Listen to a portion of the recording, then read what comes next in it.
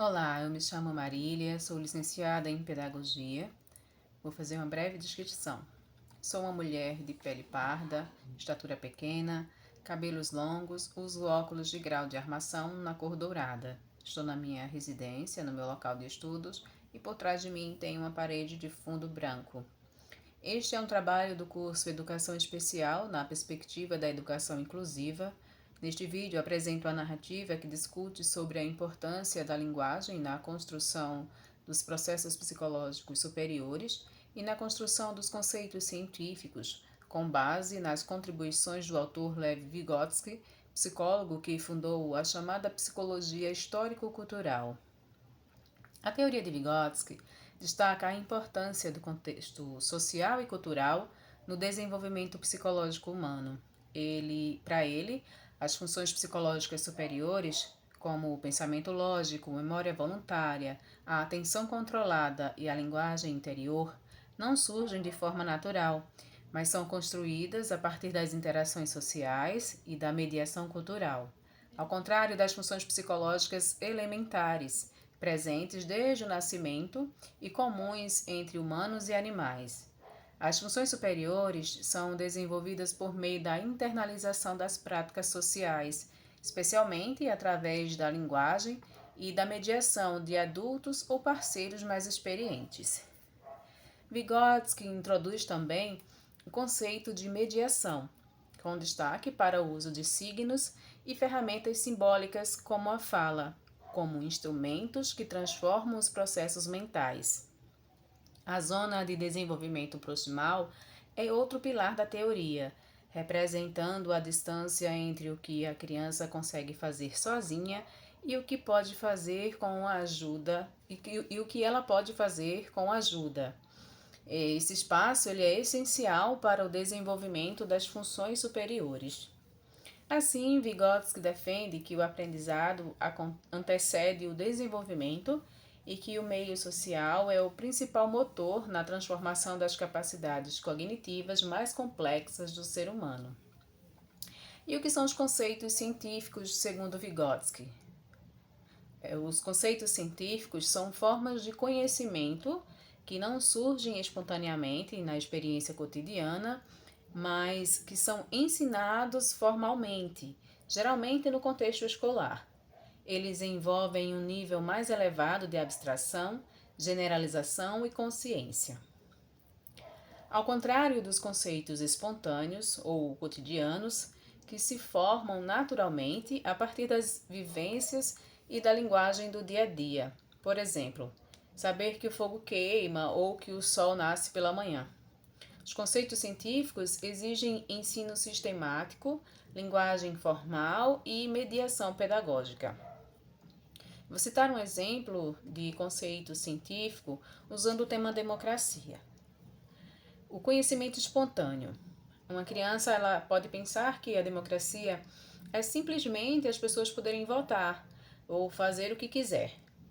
Ela associa a palavra com situações que já viu ou ouviu. No conceito científico, ao estudar história, política e filosofia, ela aprende que democracia envolve participação coletiva, divisão de poderes, direitos e deveres, respeito à vontade da maioria e às minorias. Ela começa a entender que a democracia vai além do voto. É uma forma complexa de organização social e política. Democracia é um sistema no qual as decisões são tomadas com base na participação popular, mas também há instituições que garantem direitos e equilíbrio entre os poderes. A criança agora ela usa uma linguagem conceitual, argumenta com base em princípios e consegue analisar diferentes sistemas políticos, algo impossível com o conhecimento apenas empírico. Esse exemplo mostra como o ensino formal, por meio da linguagem e da mediação do professor, expande o pensamento da criança para além do imediato. Segundo Vygotsky, é justamente por meio da apropriação desses conceitos científicos que a criança desenvolve consciência crítica, raciocínio abstrato e autonomia intelectual, marcas das funções psicológicas superiores. Fazendo uma análise mais ampla desses dois temas, pode-se afirmar que a linguagem ela vai muito além de um simples meio de comunicação. Ela é um instrumento fundamental na construção da identidade individual e coletiva. De acordo com as perspectivas socioculturais, como a de Vygotsky, a linguagem não apenas expressa o pensamento, mas o constitui. É por meio dela que o sujeito se insere em práticas sociais, acessa conhecimentos, internaliza valores e se reconhece como parte de um grupo cultural. No processo de apropriação da linguagem, o indivíduo constrói sua subjetividade, ou seja, a maneira como se percebe e se posiciona no mundo. Ao mesmo tempo, a linguagem permite a mediação com o outro, sendo fundamental para o sentimento de pertencimento cultural. Por meio das palavras, narrativas, sotaques, expressões e discursos compartilhados, os sujeitos reconhecem sua origem, sua história e os laços que os unem a determinada comunidade. A linguagem, portanto, é um eixo central da experiência humana. Ela estrutura não apenas o pensamento, mas também os afetos, a memória e a visão de mundo. Através dela, o sujeito negocia sentidos, assume papéis sociais e participa da construção coletiva da cultura. Assim, a linguagem não é apenas um reflexo da realidade, mas um elemento constitutivo da própria realidade vivida, uma identidade social e da consciência de si. E esse processo de construção de sentido acontece através daquilo que se chama dupla mediação semiótica, um conceito que nos lembra de que tudo o que dizemos ou compreendemos passa primeiro pelos sistemas simbólicos que compartilhamos, como a linguagem, e segundo, pelo olhar do outro. Afinal, nos reconhecemos em relação ao outro, nos espelhamos nele, nos diferenciamos e nos compreendemos por meio dessa interação.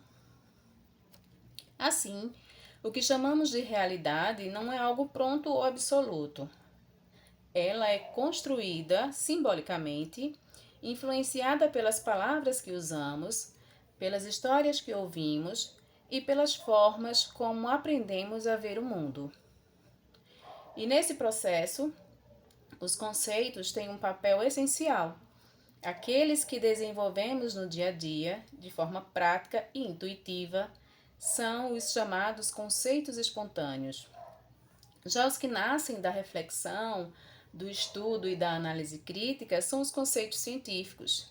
E é papel da educação mediar esse caminho, ampliando o olhar do indivíduo e ajudando-o a transformar o conhecimento vivido em conhecimento compreendido, um saber que não apenas descreve o mundo, mas também permite questioná-lo e transformá-lo.